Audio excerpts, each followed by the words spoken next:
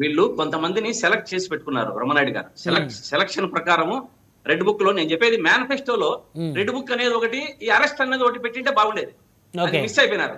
కానీ ఇంతకుముందు పెద్దలు మాట్లాడుతూ 11 వచ్చాయి అన్నారు. మీకు కూడా గతంలో 23 వచ్చాయి, గుర్తుపెట్టుకోవాలి. జనసేన గెలిచలేదు, ఒకటి గెలిచారు. వీరికి తోడు ఈవీఎం ఉంది కాబట్టి గెలవగలిగారు ఈసారి.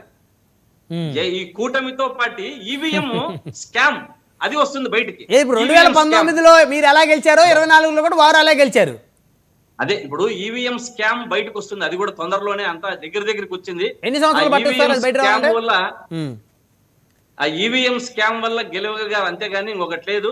కానీ ఇంకోటి నేను ఏం చెప్తున్నానంటే, ఈ సీఎం మన గతంలో కూడా ఈ 4 డిజిటల్స్ కూడా మన ఏదైతే డిస్టరీస్ ఆ డిస్టరీస్ ను గత ప్రభుత్వంలో చంద్రబాబు నాయుడు గారు ఇచ్చినప్పుడు ఉన్నవి డిస్టరీస్, దాన్ని అప్పటి నుంచి కూడా